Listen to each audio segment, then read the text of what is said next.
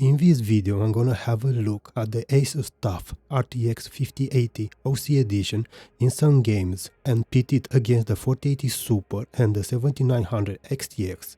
Have a look at the noise levels and thermals, at the core clocks and overclocking capabilities, talk about VRAM issues that I encountered, and share my thoughts about the 5080 series from Nvidia. When it comes to the GPU in hand, it's really big. I'm not sure why Asus decided to make it this big, but the GPU is big.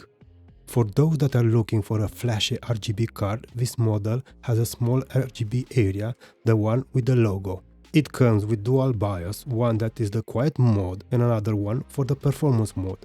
When it comes to the design, I don't really like it, but this is personal preference. One thing that I like about this card is that it comes with 5 connectivity ports, 2 HDMI 2.1 and 3 DisplayPort 2.1. Now let me tell you about the sponsor of this video. Keysoff is a platform offering genuine and affordable OEM software keys, including Windows and Microsoft Office. Keysoff ensures fast, secure delivery and a simple activation process, making it a reliable choice for anyone looking to get genuine software at discounted prices. For Windows 11, you can use my 50% code CAG50 or CAG62 for Office products. Buying a Windows 11 key is easy. Add it in the cart and make sure to add the discount code CAG50. Once the buying process is complete and you have your activation key, head to Windows Activation, enter your key and just activate it. For more details, check the video's description for Keysoff special sale. I will not show all the side-by-side runs, just focus on a few more meaningful ones. Let's start first with the 1440p with ray tracing off results. From the looks of it, the 5080 fails to impress. It provides equal results to the 7900 XTX in Alan Wake 2, with averages of around 96 frames per second. It loses by 4 frames per second in Final Fantasy XVI again to the AMD GPU, and is at the same average frame rate with the 4080 Super in Age of Mythology.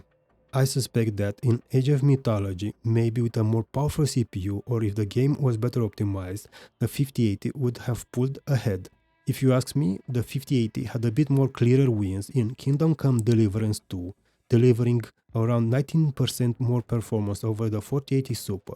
Marvel Rivals, where it delivered 13% more frames per second yet again over the 4080 Super. In Total War Pharaoh, 16% more. In Warhammer 40k Space Marine 2, again 16%. In Silent Hill 2, close to 14%. The same uplift was observed in Black Myth Wukong, and close to 18% performance over the 7900 XTX in Witcher 3. In the games not mentioned, the difference is below 10%. As expected, the performance improvements over the 4080 Super are small, around 11% in the games tested, and almost 16% over the 7900 XTX. Let's move to ray tracing. Again, another small victory for the 5080 over the 4080 Super. Path tracing without upscaling was used in Alan Wake 2, Cyberpunk 2077, Indiana Jones and the Grey Circle, and Black Myth Wukong. There are no results for the 7900 XTX in Indiana Jones, as path tracing is not available when using AMD GPUs. The dynamics don't change when moving from raster to ray tracing, as the overall performance increase over the 4080 Super stands at 13%, while over the 7900 XTX it increases to 48% when excluding Indiana Jones. But even at this resolution, there are a few issues that I will show later in the video. Increasing the resolution to 4K doesn't change much, but there is a small performance bump for the 5080, pulling ahead in Age of Mythology, Kingdom Come Deliverance 2, Total War Pharaoh, Warhammer 40k Space Marine 2, and in The Witcher 3, totaling an overall performance increase over the 4080 Super of around 20%. Enabling RT at 4K seems to keep the same performance gap over the 4080 Super as we saw in the 1440p results. When it comes to the game core clocks, I didn't see any clock speed difference between the two BIOS versions. Also, during testing using the performance mode, the in-game clock speed varied from game to game, ranging from 2625 to 2692. Maybe there are games where it can clock a bit higher, but this is what I saw during testing on this unit. Let's see now the overclocking capabilities of the TUF 5080 OC. I increased the memory clock speed by 900 MHz, the core clock speed by 430 MHz, and the power limit by 11%. The setting was stable as I tested it for several days. At 1440p with RT off, the performance improvement in Alan Wake 2 stood at 11%. In Cyberpunk 2077, I saw a 5.2% increase and a 8.2% performance increase in Witcher 3, to name a few. Looking at the overall performance increase at 1440p across all games tested, I saw 7%. Enabling ray tracing increases a bit the performance gap, with an overall performance increase of above 9% in all games tested. I suspect that I could have pushed it a bit more, squeezing 2, maybe 3% more in both ray tracing and raster scenarios. Of course I tried as well multi-frame generation, and to be honest, it's okay. Nothing special. I would use it in slow-paced single-player games like Alan Wake 2, for example. I don't have a way to measure input latency, but the 100 plus frames achieved using the multi-frame generation is not the same as having true plus 100 frames per second. Also, artifacts are less pronounced in slow-paced games, so have that in mind. For those of you who use Linux, I tested it a bit in Tumbleweed, and the 5080 works well with the latest drivers. There is still a performance gap between Windows and Linux, but it works, alongside multi-frame generation. I will test it properly in a separate video, so consider subscribing to the channel if interested. I'm happy to report that during testing, regardless of the fact that the video card was overclocked or not, the GPU fans were silent. I could not hear them at all. This is the noise level when every fan in my system is turned off, only the AIO pump is working. At 50% GPU fan speed, it was silent, sitting at below 40 decibels. The moment you are close to 60% fan speed, the fans become audible. The temperatures are really good though. Using the performance profile, the peak temperature that I saw in a Hardware Info 64 log during some runs was 64.4 degrees Celsius. Thus, the fans never reached 60%. Now, let's move to the issues that I encountered. What I can say is that the GPU is the third most powerful in NVIDIA's lineup, only behind the 4090 and the 5090, but it lacks VRAM. Look, if you try to enable all the visual candy in Indiana Jones, you can get low performance or even crashes, and this is because of the lack of VRAM. Again, I tested it overclocked and stock.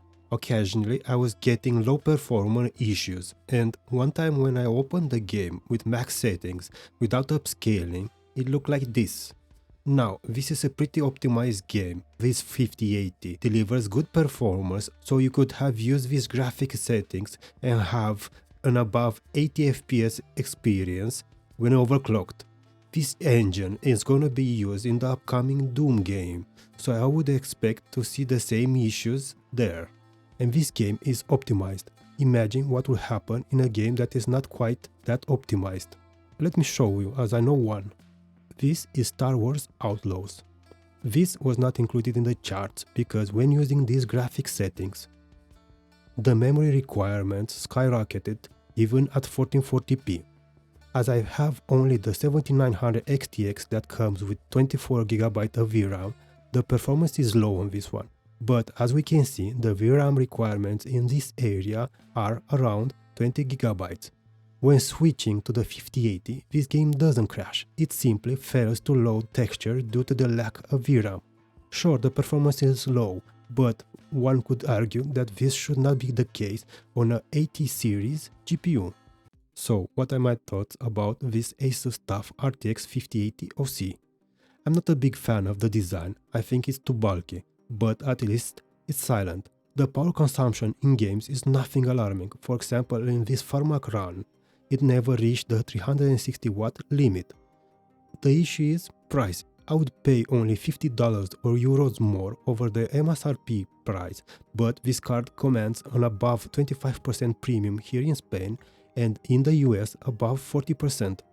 I don't think it's worth it, to be honest.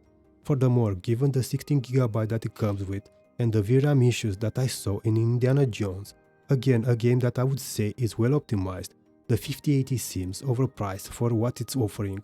In my humble opinion, this should have been at most a $700 or Euro GPU and called it at best the 5070 Ti. But this is what happens when a GPU vendor doesn't have competition in this performance bracket. I know, wishful thinking when it comes to my suggested price. Given the issues with the ROPs, this unit didn't have any missing ones, so all good from this point of view.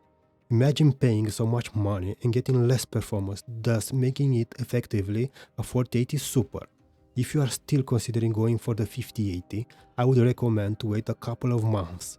This way the stock will normalize and go for one of the cheaper models, not this one. Also, I would assume that close to or in 2026, Nvidia will release a refresh of the 5080 with more VRAM. For those of you on an older generation of GPU, if you are dead set on Nvidia, I would recommend the 5070 Ti when the price has settled, not the 5080. And that's it for this video. If you found the video helpful, hit the like button, consider subscribing to the channel and drop a comment below and let me hear your thoughts about the RTX 50 series from Nvidia. Take care and hope to see you all in the next one.